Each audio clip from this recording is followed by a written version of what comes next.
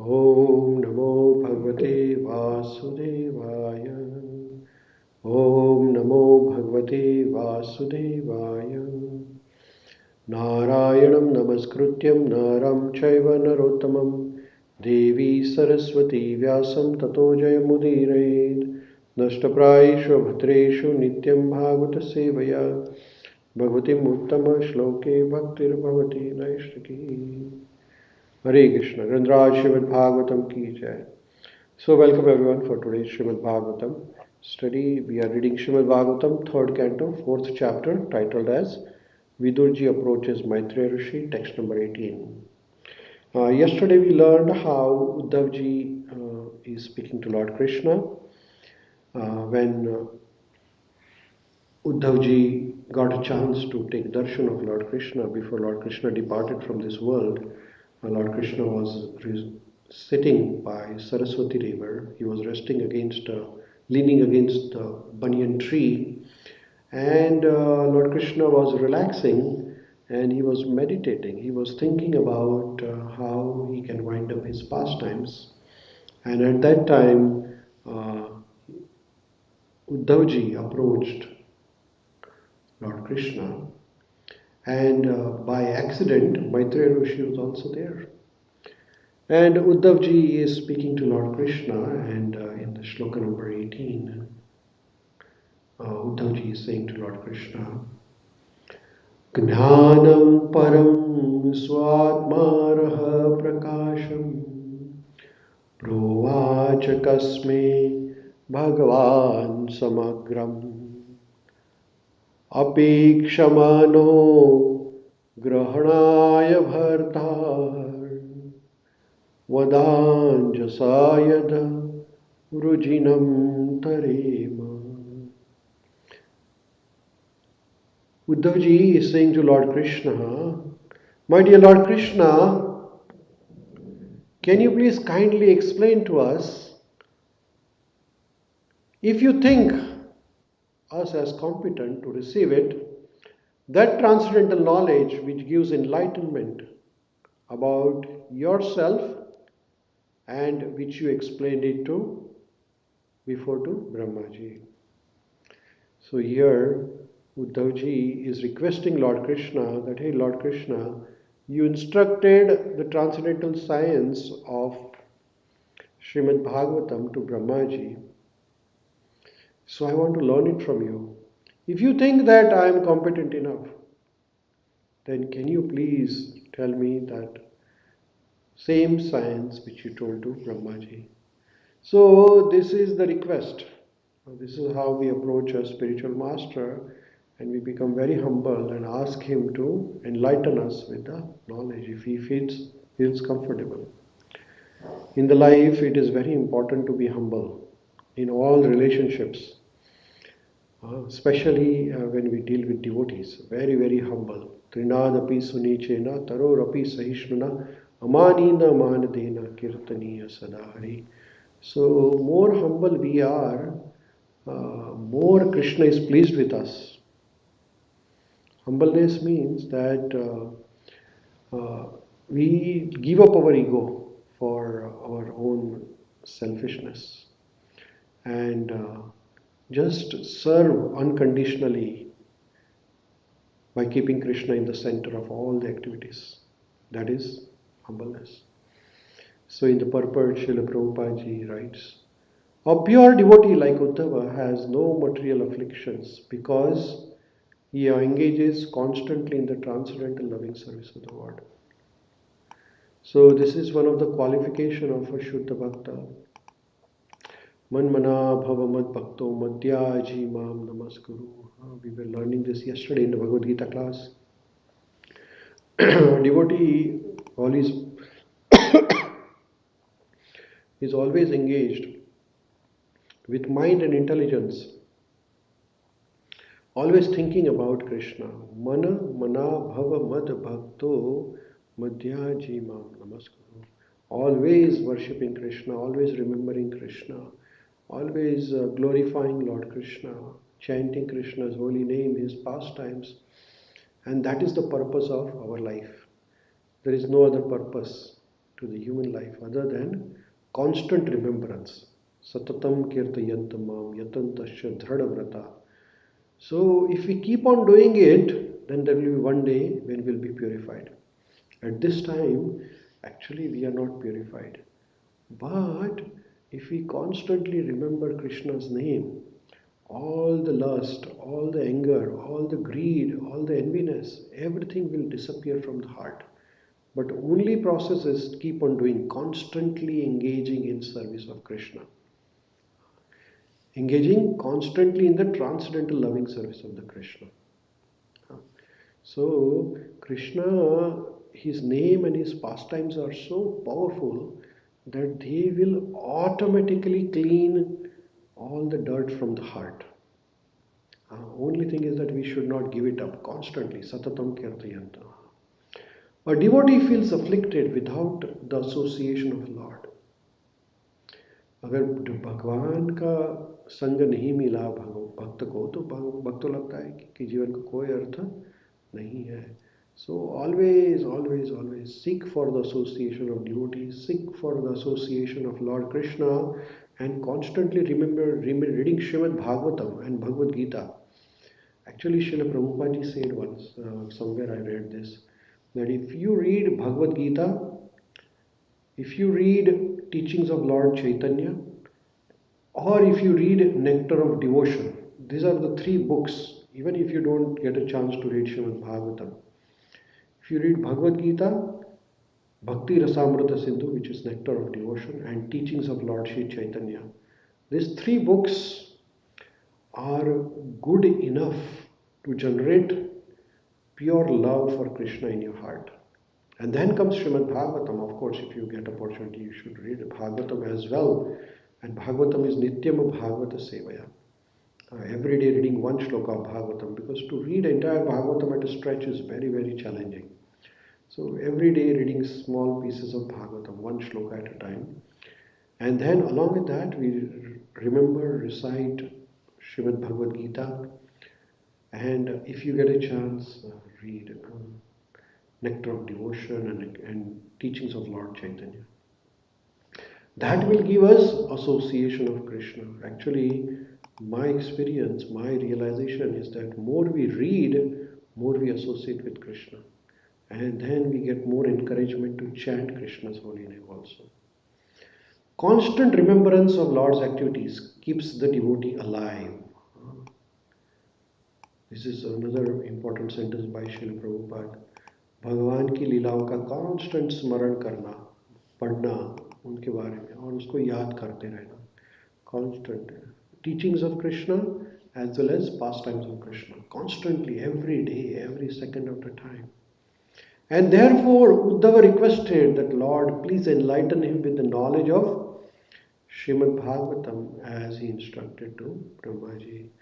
Because the Śrīmad-Bhāgavatam has wonderful pastimes of Lord and his devotees. So in the morning when we read Bhagavatam, then our next task is that we meditate upon what we read today throughout the day. That is constant remembrance. Further, in the next shloka, shloka number 19, Uddhavji requests to Lord Krishna, Iti avedita hardaya mayyam sa bhagavan paraha adi deshar vindaksha atmana paramam sthitim. Uddhavji कहते हैं भगवान को, when I thus expressed my heartfelt desires unto the Supreme Personality of Godhead, the lotus-eyed Lord instructed me about his transcendental situation.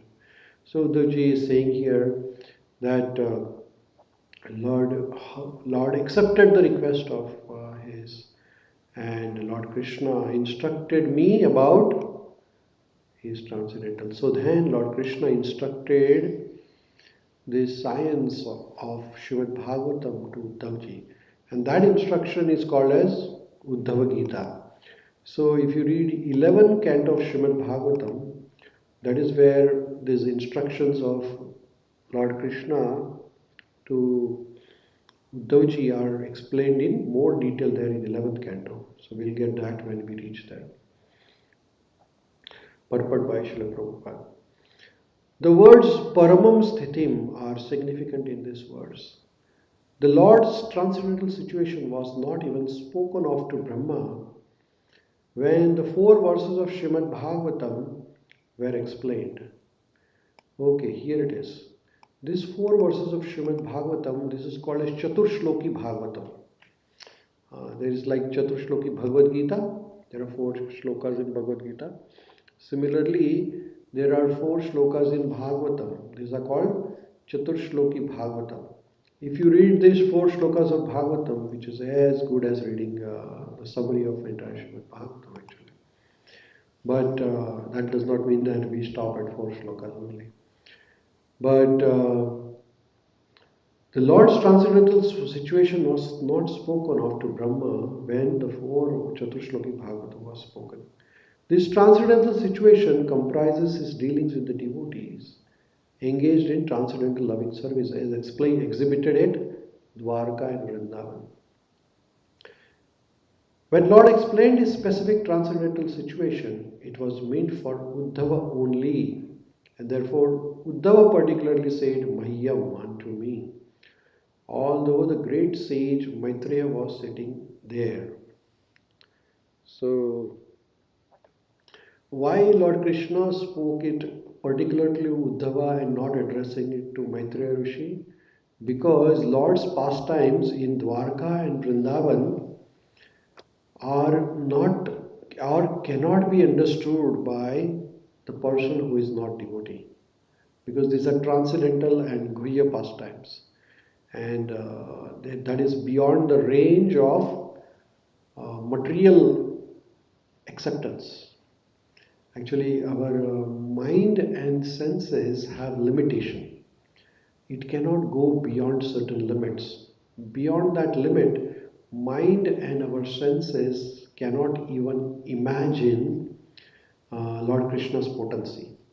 For example, lifting an entire Govardhan Parvat on a left hand little finger is beyond the realm of or beyond the boundaries of our senses and beyond the boundaries of our mind or our intelligence.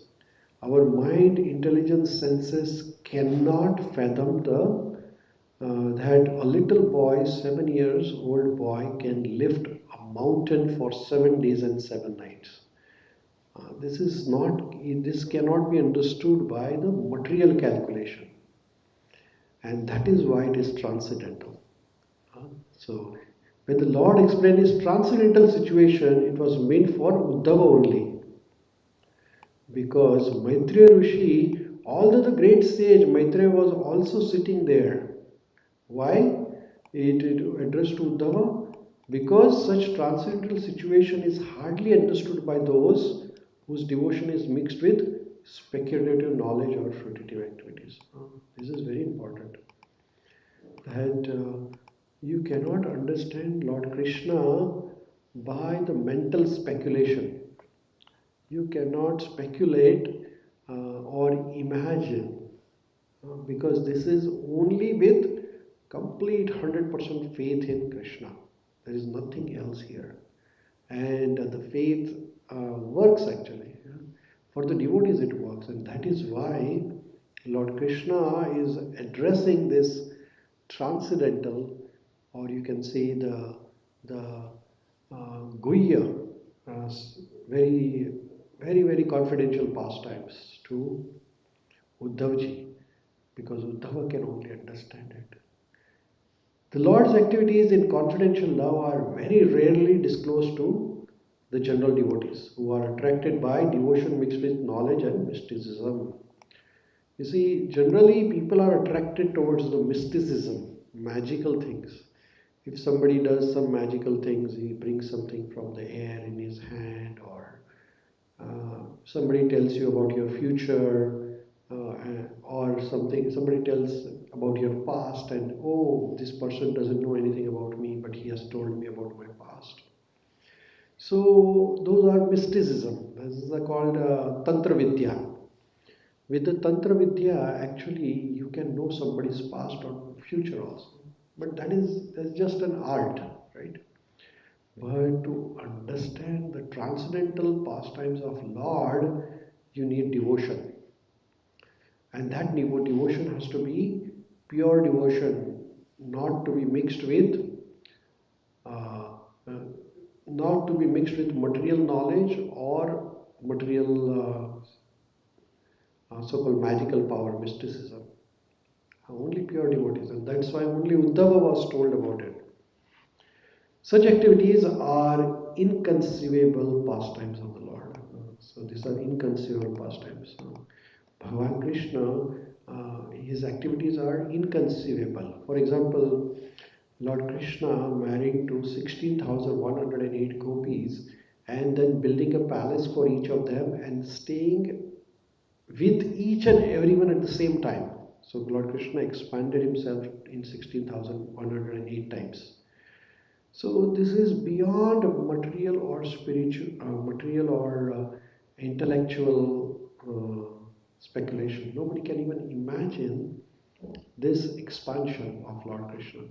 But a devotee will understand that, oh, Krishna is there as Paramatma within the heart of each and every one of us. It's called Paramatma. And he is there, he is regulating our life, he is guiding us throughout. He is there managing the universal affairs. Everything is under the direction of this Paramatma, Supreme Personality of Godhead. So for him to expand 16,108 times is not a big deal because he has expanded already into millions and millions and millions of forms. But that can only be understood by a devotee who is surrendered to Krishna. For speculators, there is no chance. So that is why Bhagavad Gita and Śrīmad-Bhāgavatam cannot be understood by speculators. If you want to get complete benefit of Śrīmad-Bhāgavatam and Bhagavad Gita, one has to have complete faith, complete surrender to Lord Krishna. Then only accepting Krishna as the Supreme Personality of Godhead, Sachidananda Vigraha, Lord Shri Krishna, Govindamadi Purusham, such a Krishna can bless you with transcendental knowledge. And he blessed it with Arjuna with a divine vision, Divya Drashti. And then Arjuna could see Lord Krishna. Similarly, if we surrender to Krishna, then Krishna will give us the blessing, like he gave a blessing here to Uddhava, and he revealed the pastimes to Uddhavji. Even you can see that Brahmaji was not even told about this pastimes. Here it is said in the first few lines that the Lord's transcendental situation was not explained to Brahmaji even when Lord Krishna gave instruction. So Uddhava is a very, very, very pure devotee, and that is why Lord Krishna is speaking his pastimes. So Lord Krishna's pastimes are there in 10th canto of Bhagavatam, 10th canto of Śrīmad-Bhāgavatam. But we should not jump to the 10th canto of Śrīmad-Bhāgavatam because we have to go stepwise manner, which means that we learn first, second, third, fourth, fifth, sixth, seventh, eighth, ninth, all the ninth canto of Śrīmad-Bhāgavatam, then our idea about Lord Krishna is clear, and then we read 10th canto of Śrīmad-Bhāgavatam. With that, we'll pause here and we'll continue our study tomorrow.